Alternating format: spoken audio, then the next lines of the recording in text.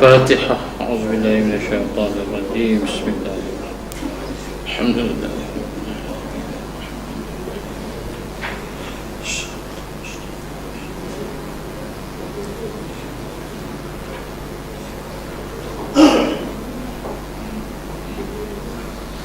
Assalamualaikum warahmatullahi wabarakatuh. Alhamdulillahi rabbil alamin. Wassalatu wassalamu ala rasulil amin wa ala alihi wa sahbihi ajma'in. Rabbi shrah li sadri wa yassir li amri wahlul 'uqdatam min lisani yafqahu qawli. Amma ba'd. Sebelum memulakan pengajian, kita hadiahkan Fatihah kepada almarhum Ustaz Bakar Lubaiman yang tadi telah sembahyang di tangga Kilimoti. Al-Fatihah.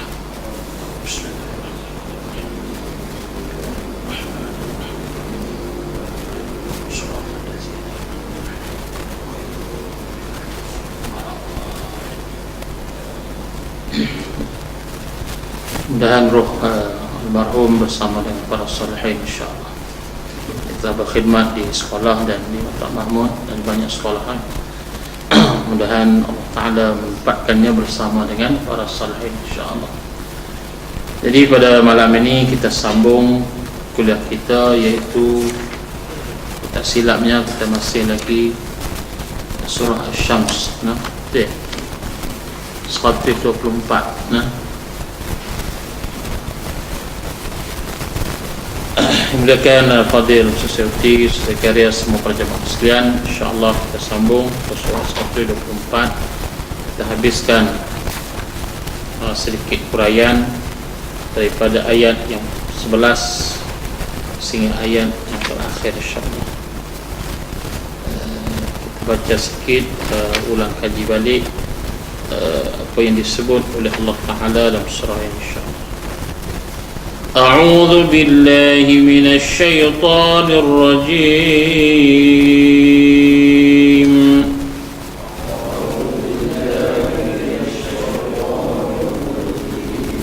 بسم الله الرحمن الرحيم.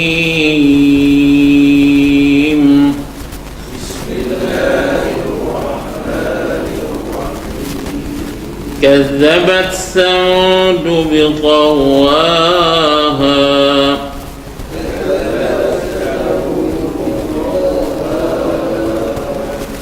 إذ انبعث أشقاها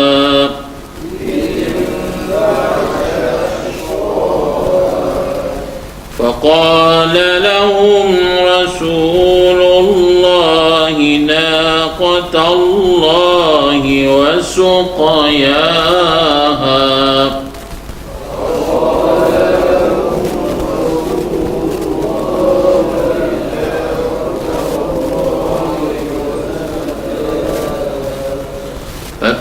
فكذبوه فعقروها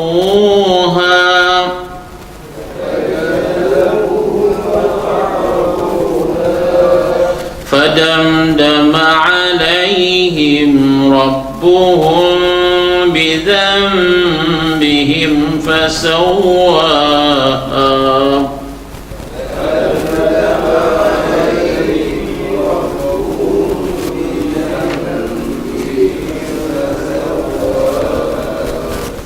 ولا يخاف عقباها.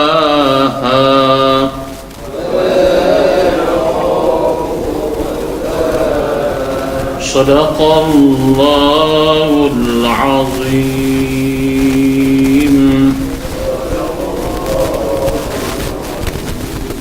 Tengok tajwid.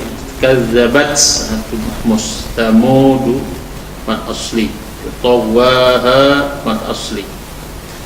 Idzin ba'atha iqla, idzin ba'atha ash mahmus taha mad asli.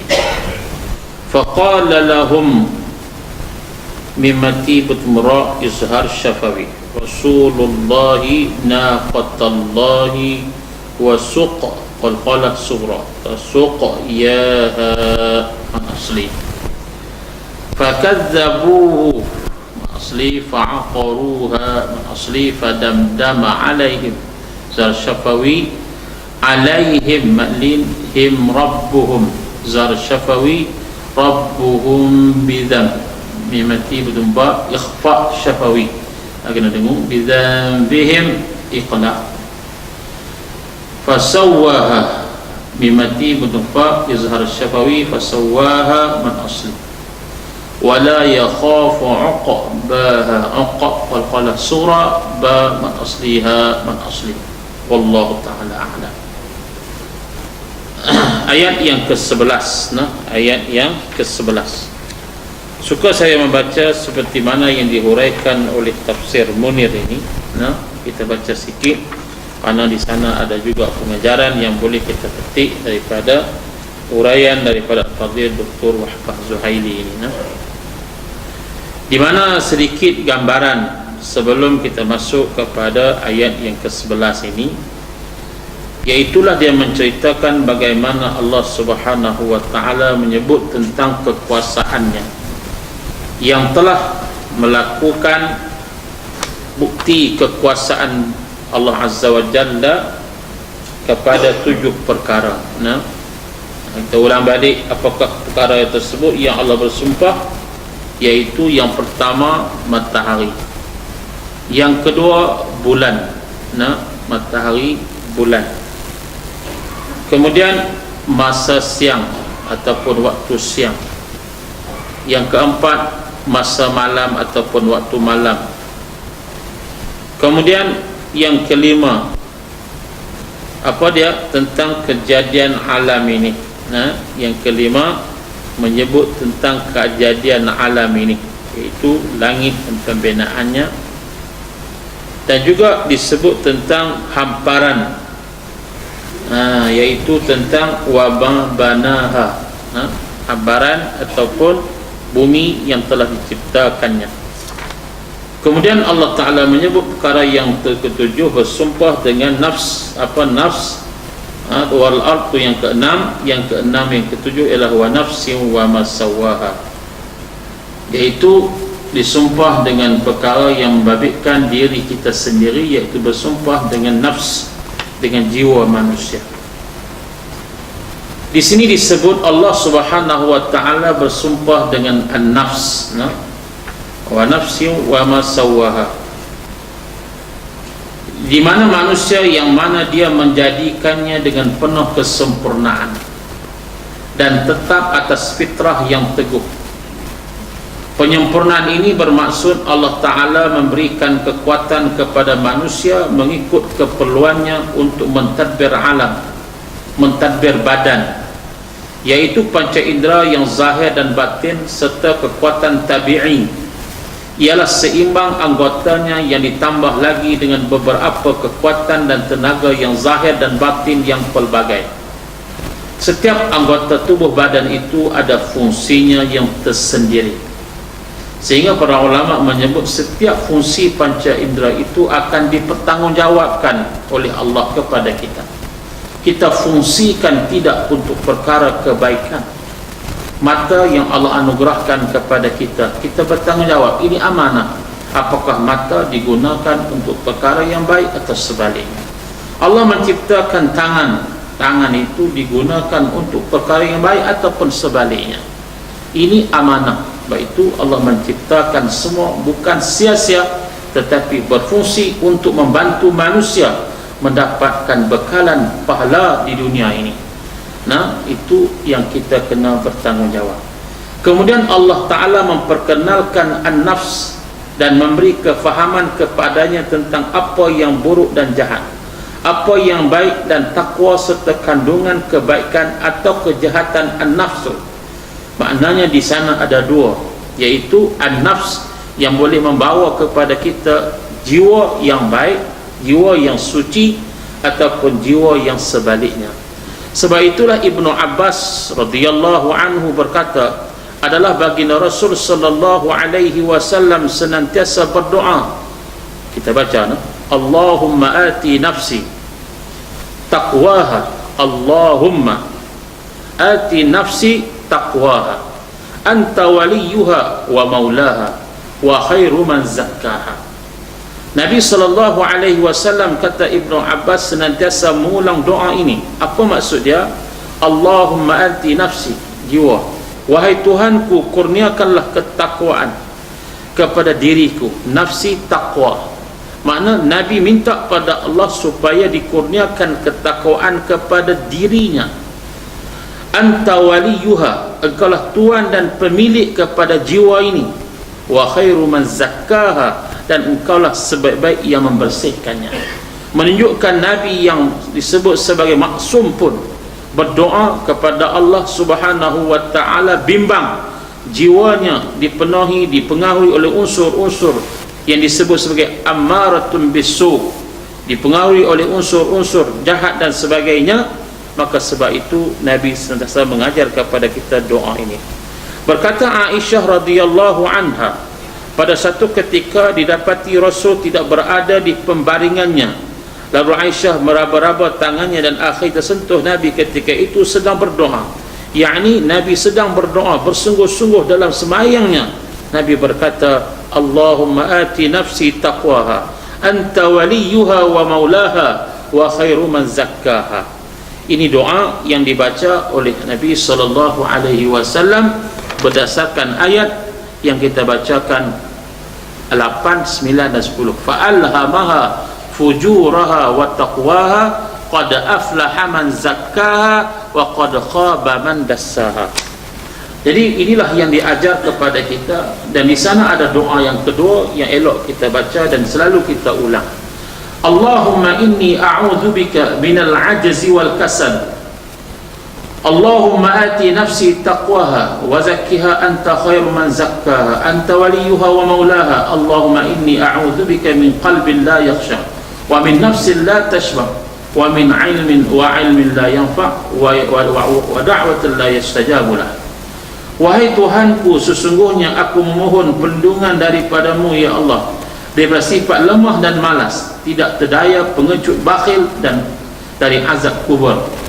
Makna kita minta pada Allah untuk membuang sifat-sifat itu, lemah, rasa lemah. Bila hujan malas dan zona, di masa lemah tu rasa dia main perasaan, dengan azab lah. Tapi bila hujan lemah tu main apa? Syaitan. Dia nak minta Allah berikan kekuatan. Rasa malah nak baca Quran, rasa malah, ya Allah malah. Perasaan malah itu nak minta Allah beri kekuatan kepada kita. Bakhil, kedekut, tabung lalu tak rasa nak bagi. Bakhil maknanya perasaan tu datang dari jiwa yang kotor. Nak bersihkan jiwa itu, kita minta pada Allah. Nabi mohon, Nabi sendiri ajar kita minta pada Allah supaya buang benda-benda itu, sebab Allah yang memiliki jiwa ini. Wahai Tuhanku, kurniakan kepada aku ketakwaan dan jiwa yang bersih. Ini doa yang diajar kepada kita oleh Nabi sallallahu alaihi wasallam. Berkata Zaid bin Harithah, adalah Rasul sallallahu alaihi wasallam mengajar kami akan doa ini, dan kami mengajar sahabat yang lain akan doa ini. InsyaAllah sepanjang kita tulis besar-besar, kita boleh baca dan boleh kita hafal insyaAllah. Sebagian kita dah hafal kan, tak apa, selalu kita amalkan. Jadi apa yang disebut dalam ayat di atas, ini ayat yang pertama sehingga ayat yang ke-10 itu, Allah bersumpah dengan 7 perkara. Dengan sumbahan tersebut Allah menegaskan bahawa sesungguhnya kejayaan adalah bagi siapa yang membersihkan jiwa. Qad aflaha, sesungguhnya telah berjaya. Berjaya ni maknanya orang yang mendapat jannah, ke syurga. Orang yang mendapat syurga, aflaha, orang yang mendapat syurga. Mana Allah menegaskan bahawa sesungguhnya kejayaan itu milik siapa? Orang yang zakah, yang membersihkan jiwa atau dirinya dengan ketaatan. Dan sebaliknya, rugilah diri yang tidak ambil berat, yakni diri yang tak dipedulikan oleh Tuhan yang telah menciptakan kita. Makna di sini, maknanya Allah Ta'ala akan meletakkan mereka yang layak masuk syurga itu siapa? Ialah man zakkaha, siapa yang menyucikan jiwanya. Makna siapa yang bersebut di sini man zakkaha, man siapa tak iyalah, orang Arab ke, orang Melayu ke, Jawa ke, tak iyalah dah. Yang penting man zakkaha, zakkaha, yang disebut di sini yang ada di sana al-iradah, iaitu kehendak. Iradatun nafsiyah, dia ada kehendak, motivasi dalaman dia nak buat baik. Itu dia ada sendiri kehendak, iradah, kehendak. Man zakka, siapa yang berusaha untuk nak mendapatkan ketaatan kepada Allah, makna dia berusaha untuk membersihkan jiwanya dengan mujahadah, dengan kesungguhan, dengan jihad. Itu maksudnya. Kemudian disebut di sini 7 objek yang sebelum ini yang kita baca, itu 7 objek sumpahan tersebut, yaitu matahari dan cahaya yang menyinari, bulan yang mengambil tempat matahari setelah terbenam, dan kedudukannya sama seperti matahari di segi cahayanya apabila penuh dan bersinar, siang hari apabila diterangi cahaya matahari lalu menampakkan segala jirim dan objek, malam apabila dimenabiri cahaya matahari yaitu dengan terbenamnya matahari, langit dengan struktur binaannya dan pembinaannya adalah Allah Subhanahu wa ta'ala yang menciptakannya, bumi dan siapa yang membentangkannya, dan yang terakhir jiwa manusia dan penciptanya diciptakan sedemikian rupa dan dilengkapi anggota yang cukup sesuai dengan fungsi bagi penggunaan dan manfaat kepada manusia, ditambah dengan kekuatan otot, sendi, pemikiran dan sensitiviti perasaan penciptanya Allah Subhanahu wa ta'ala. Kemudian Allah memperkenalkan kepada diri atau jiwa manusia itu jalan kejahatan dan ketakwaan, jalan menuju kebajikan dan jalan menuju keburukan, ketaatan dan kemaksiatan. Jadi di sana ada 2 jalan, jalan kebaikan dan jalan kejahatan. Maksudnya orang yang nak pi jalan kejahatan itu ialah siapa yang nak pi, siapa nak pi jalan kebaikan dan siapa yang nak pergi. Di sana Allah berikan kepada kita pilihan. Jadi fungsi yang ada pada kita hari ini ialah menyucikan jiwa. Kalau jiwanya suci, insya-Allah dia nampak basirah, dia nampak kebenaran itu. Kalau fungsi jiwanya tak berfungsi, dengan maksud jiwanya kotor, dia tidak nampak kebenaran, dia tidak nampak akan cahaya iman. Akhirnya dia terbabas dan akhirnya menjadi mereka yang dilaknat oleh Allah Subhanahu wa ta'ala. Allah bersumpah dengan semua kejadian ini kerana ia merupakan keajaiban penciptaan yang menunjukkan dia adalah pencipta. Allah Ta'ala juga menarik perhatian hambanya melalui sumpah dengan beberapa penciptaan yang besar manfaat supaya orang yang mukallaf memperhatinya dan bersyukur dengannya. Oleh kerana tersebut dapat dilihat dan terlintas di hati, maka momentum ke arah pengamatan itu dengan maksud melihat kejadian alam itu memberi kesan kepada perubahan dirinya bahawa kerdilnya ia berbanding dengan Allah yang memiliki kerajaan yang sangat hebat, penciptaan yang sangat hebat. Berkata Al-Imam Said Hawar rahimahullahu ta'ala dalam menghuraikan maksud ini, bahawa segalanya manusia itu dia bermula daripada hati yang bersih, qalbun salim. Sebab itu dalam kehidupan seharian kita ni, proses yang sangat besar apa dia? Membersihkan jiwa kita. Maka nak membersihkan jiwa inilah yang perlu dimulakan dengan apa yang disebut tathhir, penyucian, seperti mana yang berlaku kepada Nabi dalam perjalanan Isra. Nabi dimulakan dengan membasuh hati baginda dengan air Zam-Zam, dibelahkannya supaya apa? Bila hatinya bersih, insya-Allah perjalanan yang seterusnya menuju Allah ke Sidratul Muntaha sampai. Begitu juga kita, bila kita nak sembahyang, dia kena berwuduk. Dengan maksud wuduk itu ialah apa? Penyucian zahir dan batin, penyucian daripada hadas kecil dan hadas besar dengan kita mandi dan seumpamanya, kemudian kita basuh dengan anggota wuduk. Bukan hanya kita basuh yang zahir, tetapi basuh yang batin supaya hati kita bersih.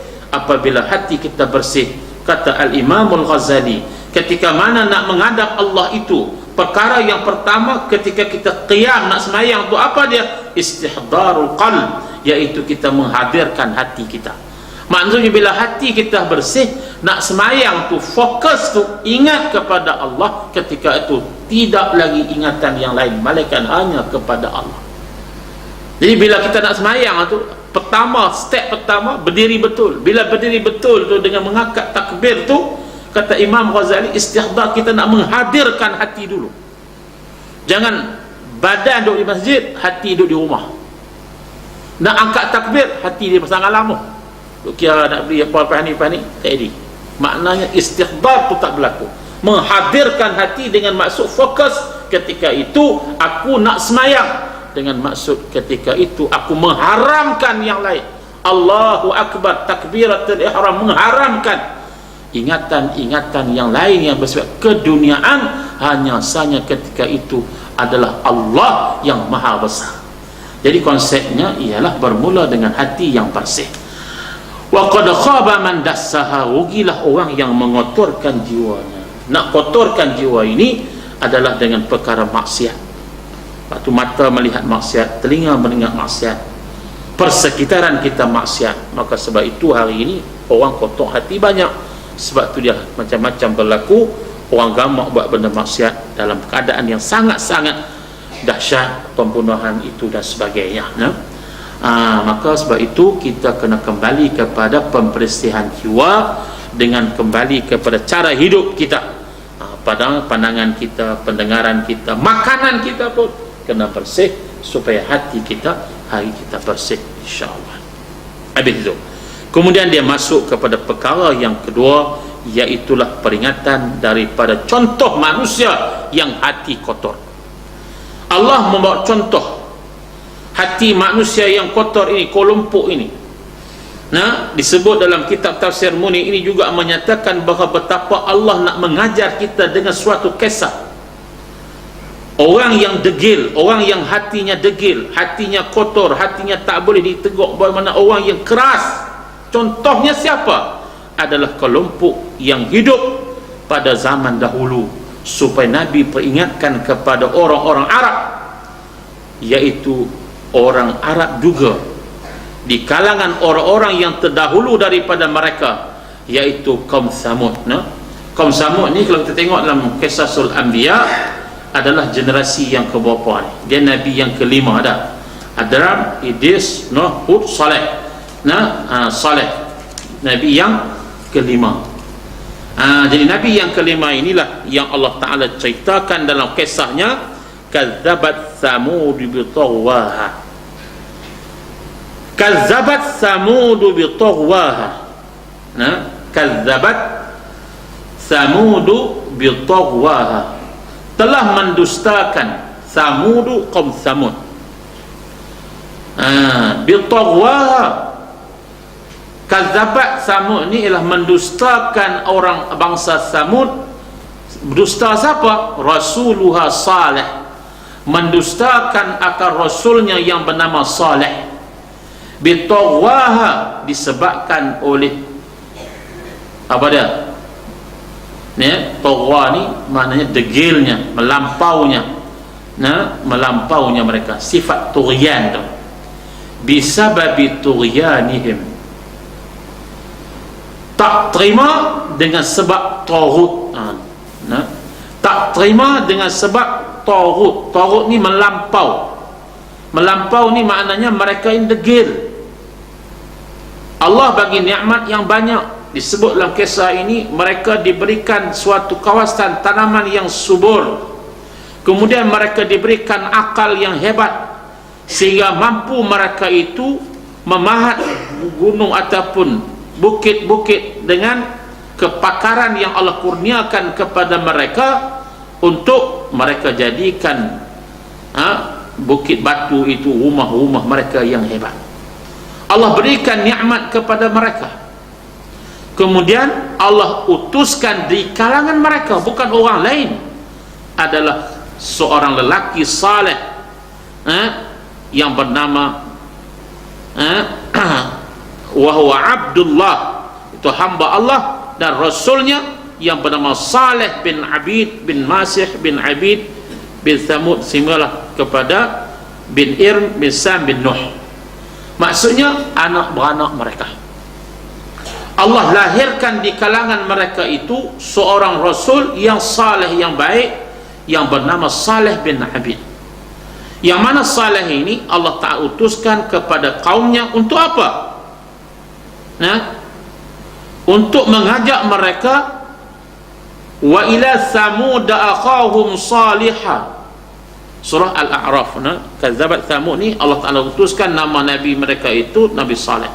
Wa ila Thamud akhahum salihah, kepada kaum Thamud kami lantik, kami pilih akhahum, saudara mereka, bukan orang lain. Macam Nabi pun bukan orang lain, bukan mai daripada hulu balang hulu manak mana tak kenal, tiba-tiba nak kenal sedap. Orang tu orang yang lepas percayalah. Sehingga disebut Nabi ini diberikan gelar Al-Amin, dan barang-barang yang berharga disimpan di rumah Nabi. Betapa percayanya orang kafir Quraisy kepada Nabi. Tapi bila Nabi ajar Islam, mereka tak mau. Begitu juga Saleh, orang yang baik di kalangan mereka itu. Tetapi disebabkan dia berkata apa? Qala ya qaumi i'budullah ma lakum min ilahin ghair. Apa yang disebut oleh Saleh itu, wahai kaumku, u'budullah, taatlah kamu kepada Allah, dan kamu tidak ada pilihan yang lain, Tuhan yang lain malaikatnya tu Allah. Tu mesej dia. Mesej Nabi ini adalah untuk mengajar umat u'budullah.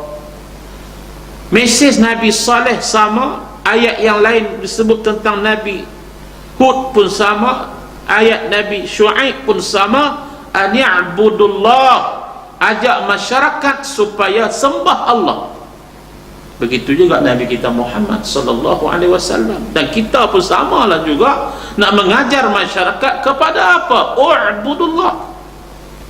Poinnya nak ajak kembali kepada taat dan patuh kepada Allah. Ma lakum min ilahin ghairih, dan ghairuh, dan tidak ada yang lain, Tuhan yang lain melainkan Allah. Maksudnya tidak ada sistem yang lain, tidak ada kerajaan yang lain, tidak ada kaedah pentadbiran, pengurusan dan segala-galanya, ekonomi dan segalanya yang lain, melainkan kepada sistem ilahi, sistem Allah. Maknanya bila disebut u'budullah itu bukan hanya bersifat sembah dalam bentuk semayang saja, menukar sistem, menukar struktur masyarakat kepada sistem Islam secara keseluruhan. Maka sebab itu bila disebut struktur ni, mencabar penguasa-penguasa di zaman itu.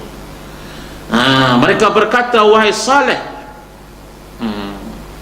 poinnya mereka, wahai Saleh, apakah engkau nak mengajak kepada kami suatu ajaran yang tidak pernah dibuat oleh datuk nenek moyang kami? Kita kekal hak lama lah. Hak tok moyang kita duk warisi yang tu hak betul itu. Jangan duk ubah dah. Kita kata. Dia kata yang tu kita warisi daripada datuk nenek moyang kita. Apa yang disebut oleh mereka itu, apa yang kamu bawa ini satu ajaran yang baru. Dia sebut ya qaumi i'budullaha ma lakum min ilahin ghairuh huwa ansha'akum minal ardi wasta'marakum fiha. Dan disebut Allah lah yang telah memberikan kepada kamu nikmat yang sangat banyak. Lalu berkata kaumnya, apa dia?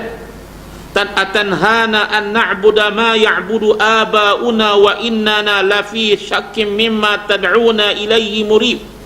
Wahai Saleh, apakah kau nak menyuruh kepada kami sembah Allah dalam keadaan kau menghalang kami untuk menyembah apa yang disembah oleh datuk nenek moyang kami kepada berhala yang kami ciptakan itu? Allahu Akbar. Ini gambaran dialog di antara Nabi dan juga kaumnya yang berlaku pertembungan, sehinggalah akhirnya mereka berkata, dah Nabi Saleh dia dakwah juga tak jemu. Ini gigihnya, istiqamahnya para Nabi dan para Rasul. Bila disebut untuk menyampaikan, terus sampaikan. Dakwah punya dakwah kaum Nabi Saleh ini.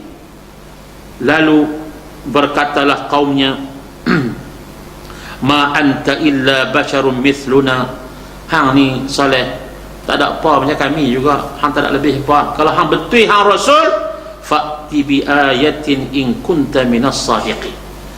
wahai Nabi, wahai Saleh, kalau hang betul, tunjukkanlah kepada kami bukti kamu ni seorang yang benar. Inilah bila disebut oleh Allah Ta'ala kisah ini, kaumnya minta Nabi Saleh bawa bukti. Bukti apa? Kata dia Rasul tu, apa dia bukti? Macam kita lah, tak nampak pahala kan nampak. Kau bagi duit nampak, tu nampak. Nah, hamba tak nampak ni, payah ni abang. Pasien tak nampak ni yang payah ni. Macam tu dia juga. Nabi Saleh pun jenuh nak abang, tak boleh. Kata ini akidah, ini ajaran yang sesat. Kamu sembah patung berhala itu sesat. Tak apa, kalau bukti kau itu Rasul, bawa kepada kami contoh. Lalu disebut oleh kaumnya, jadikan daripada batu ini, dia tunjuk batu itu, hadhihi sakhrah, batu ini akan naqah, satu unta betina yang sifat dia sekian. Dicabar Nabi Saleh. Cabar Nabi Saleh untuk buktikan kerasulannya dengan menciptakan daripada batu itu akan unta. Berkata Nabi Saleh, ya tak apa. Qalu na'am, berkata ya tak apa. Summa qama ila musallahu fa shalla lillah. Lalu Nabi Saleh terima cabaran. Lalu dia berkata, tak apa, aku terima. Lalu dia balik, dia bersemayam. Ini kaedah, mengadu pada Allah. Ini pendakwah. Bila cabaran demi cabaran dan segalanya kembali kepada Allah, mengadu kepada Allah dan mohon pada Allah. Summa da'a rabbahu, maka berkatalah Saleh, dia berdoa kepada Tuhannya, ayyajiba ila ma talabu, untuk dia menjawab apa yang dimintakan. Fa amara Allah, maka Allah memerintahkan kepada batu, dan akhir batu pecah, dan keluar daripada batu pecah itu naqatun azimatun, satu unta betina yang hebat, yang sebiji seperti yang mereka nak. Wa ala sifati allati dzakaru, seperti mana sifat yang nakkan oleh penduduk kaumnya yang degil itu. Maka bila tengok terbeliak mata lah, tengok nampak Allah betul. Akhirnya ada disebut di sini fa amana minhum, maka sebahagian mereka beriman dan sebahagian lagi tidak beriman. Biasalah dah. Dia tak boleh semua, dia ada juga hak tak mau tu. Hak ni kira kalau kita habaq kata lagu mana pun dia takkan percaya juga, dia cari jalan. Ini orang yang degil. Akhirnya beriman sebahagian, dan sebahagian yang lain tetap tidak beriman. Mereka beriman dan sebahagian yang tak beriman. Lalu akhirnya Allah Ta'ala menyatakan kepada kita bahawa mereka itu diberikan suatu bukti kerasulan, iaitu unta betina. Akhirnya unta itu dibiarkan, dan sebahagian daripada mereka yang tak beriman dendam, merasa tension dengan apa yang Allah kurniakan kepada Saleh. Lalu penyakit manusia ini biasalah, sepertinya Nabi, dia nak melakukan suatu khianat, suatu kezaliman, iaitu di kalangan mereka itu berkata, kita kena bunuh unta ini, karena kalau kita biar unta ini lama-lama orang yakin kepada Nabi Saleh, ramai masuk Islam, akhirnya kita punya kekuasaan kita, kekuatan kita, kita punya apa, kita punya geng kita ni kuih habis lah. Tak boleh tidak, mesti kita bunuh. Macam mana kita nak bunuh? Kita kena takat mesyuarat. Sebab tu mereka ni mesyuarat juga dalam buat kejajahan ni, mesyuarat. Betul lah, Nabi pun bila nak bunuh Nabi, mereka baru mesyuarat juga macam mana nak bunuh, iaitu kaedah dia bunuh secara jamaah dengan melantik seorang yang sangat hebat di kalangan mereka untuk membunuh. Dan akhirnya Allah Ta'ala melakukan suatu keazaban akibat daripada kedegilan. Sebab apa dia mereka degil? Telah dibuktikan Rasul pun masih degil, lalu bunuh pula mukjizat Nabi itu, iaitu unta. Akhirnya Allah Ta'ala turunkan bala yang sangat dahsyat. Itu secara ringkas. Jadi maknanya bila mana Allah Ta'ala sebut kazzabat Thamud bi taghwaha, kazzabat Thamud bi taghwaha, iaitu kaum Thamud telah mendustakan Rasulnya disebabkan penyakit melampaui batas turian. degil nah. Idzim ba'atha ashqaha, ketika bangkit orang yang paling celaka di antara mereka, yakni orang yang dipilih di kalangan mereka itu menjadi pembunuh yang menyebabkan dia telah membunuh membunuh akan unta itu.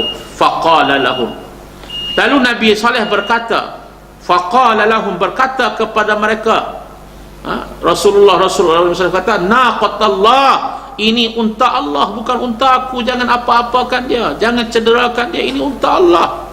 Rayuan, kata ulama, dia sebut itu sebagai rayuan terakhirnya, mereka jangan membunuhnya. Berkata kepada mereka, ini unta Allah, kepunyaan Allah, dan juga minumannya, yaitu unta ini diberikan giliran, hari ini diberi minum perigi yang disediakan itu, esok mereka minum, bergililah di antara orang kaumnya dengan unta ini minum di telaga yang telah ada pada waktu itu. Tapi mereka dengki kepada dia, mereka tahan dia daripada minum, dan bukan sekadar tahan daripada minum di telaga itu, akhirnya mereka bunuh dan mereka telah melakukan kezaliman.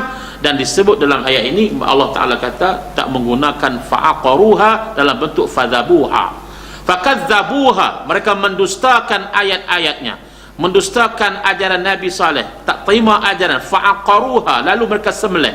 Kalau ikut kaedah fadzabuha sembelih, tapi aqaru ni sembelih macam kata 14 tu. Macam baru ni kita dengar cerita dah. Tu kira jenayah paling dahsyat ni. Dia kerat sana, kerat sini. Ada ulama kata ada setengah di kalangan mereka tu dah kawan tu bunuh dah. Masing-masing pakat kerat, pakat ni, pakat pelekeh, hina, bagi sumbangan ke arah nak menghina akan naqatullah ni. Mana berjamaah, fa'aqaru ni ramai, mereka itu telah membinasakan dalam bentuk menyembelihnya, iqtaluha, secara yang sangat-sangat dahsyat. Ada yang tikam perut, ada yang ikat ekor, ada yang ikat telinga, ada yang tukar mata dan sebagainya. Betapa sahamnya mereka itu bersepakat nak melakukan kezaliman kepada seekor unta yang disebut sebagai naqatullah, unta Allah ini. Sebab itulah dalam ni saya awal kata jenayah yang sangat besar ialah apabila masyarakat itu sepakat dalam buat maksiat. Seorang buat maksiat tak bagi, kalau sepakat buat maksiat berat. Itulah makna bila Allah turunkan bala, sebab masyarakat itu tak peduli kepada apa yang sedang dihadapi, biarkan maksiat berlaku, berleluasa berlaku, Allah akan hukum. Fadamdama alaihim, fa'aqaru, wow, itu mana ramai lah, ramainya mereka itu, jamak ramai, membunuh, menyembelih dan sebagainya. Fadamdama, kemudian Allah goncangkan dengan segoncangnya. Ada disebut di sini Allah Ta'ala turunkan bala kepada mereka dengan suara yang sangat kuat. Riwayat mengatakan akhirnya mereka itu diratakan, macam kita kata cacing, kepanasan yang Allah Ta'ala hinakan mereka dalam bentuk diratakan, ada kata dibalikkan, ada kata ditimpa dengan batu-batu yang mana yang telah mereka dirikan. Rumah-rumah mereka itu Allah binasakan dan telah membinasakan mereka semuanya. Disebut falam, tidak tinggal walaupun seorang yang tidak beriman, itu. Walam yatfi minhum ahada, Allah tak tinggal walaupun seorang. Yang selamat hanyalah kaum yang bersama Nabi Saleh, yang beriman dengan Nabi Saleh. Fadamdama alaihim rabbuhum bidzambihim, lalu mereka mendustakannya dan menyembelihkan unta itu, maka Tuhan mereka membinasakan mereka disebabkan dosa mereka. Fadamdama alaihim rabbuhum bidzambihim, Allah goncangkan, Allah binasakan sebab apa? Dosa mereka. Fasawwaha, maka Allah menyeratakan mereka dengan tanah, dengan maksud Allah tenggelamkan mereka dalam tanah. Itu saya sebut itu, kita boleh pergi tengok kawasan ini dekat dengan Tabuk. Dalam perjalanan Tabuk Nabi pernah sampai ke situ, dan Nabi telah menyebut tentang beberapa perkara supaya kita beringat tentang orang yang Nabi sebut. Dalam ini Nabi sebut tentang antara orang yang celaka di atas muka bumi ini ialah pembunuh yang telah membunuh unta Nabi Saleh itu, yang disebut ceritanya di bawah ini. Wala yakhafu uqbaha, dan Allah tidak takut kepada akibat tindakannya itu. Sepatutnya kita itu perlian Allah kepada kita. Sepatutnya yang takut kepada akibat hukuman Allah itu siapa? Kita, bukan Tuhan.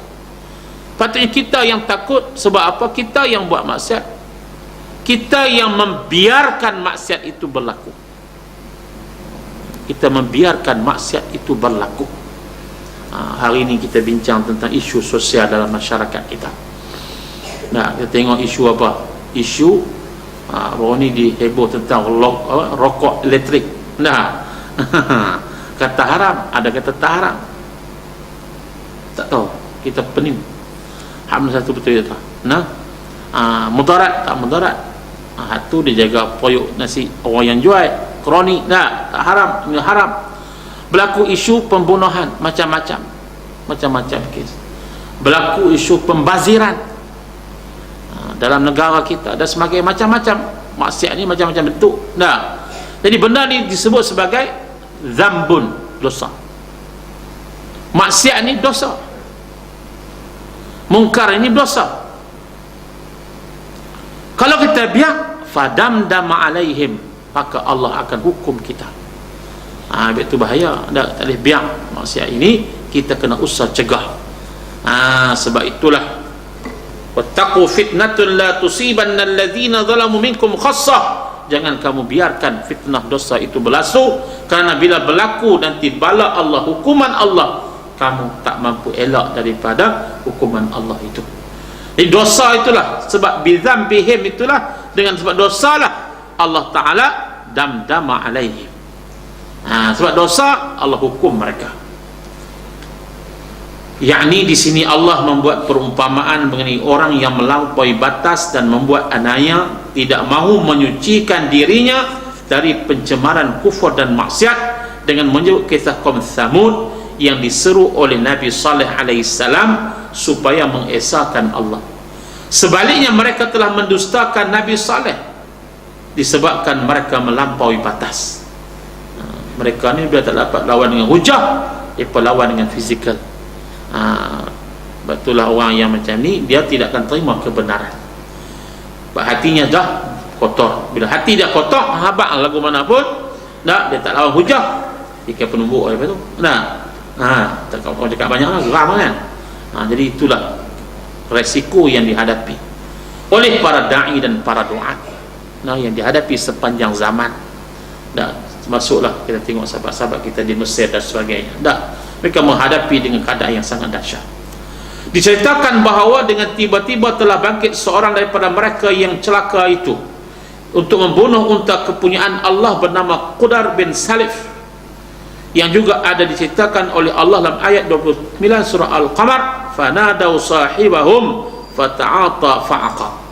Maka mereka memanggil kawannya, lalu kawannya menangkap unta itu kemudian membunuhnya. Dia yang tangkap dan yang pakat-pakat bunuh. Padahal orang itu adalah bangsawan di kalangan kaumnya dan ketua yang ditaati perintahnya, tapi dialah orang yang paling celaka di kalangan mereka. Sebab itulah kata Allah dalam Quran, poinnya ialah rasul-rasul ini dia berhadapan dengan pemerintah di zamannya, al-malak. Baik, itulah bila Islam ni dia sampai kepada sistem politik, maka itu yang menjadi masalah.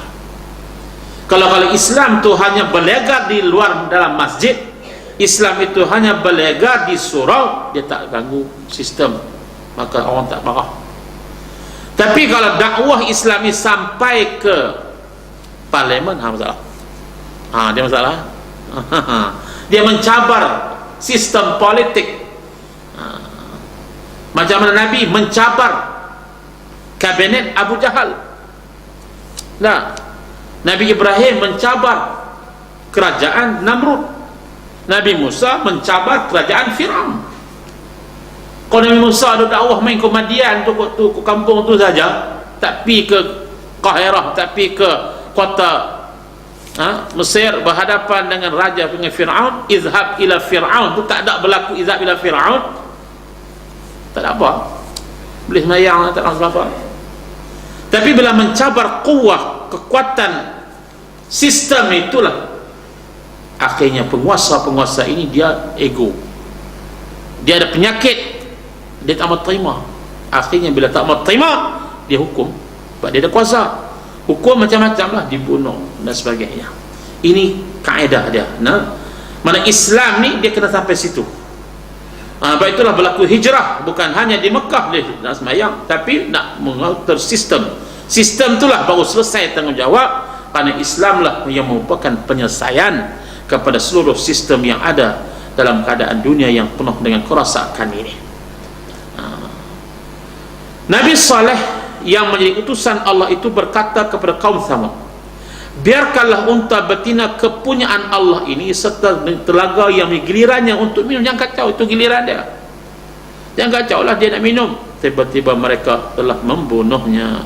Sebagaimana yang dinyatakan oleh ayat 155 surah Al-Syu'ara, hadhihi naqatun laha syirbun walakum syirbu yaumin ma'lum.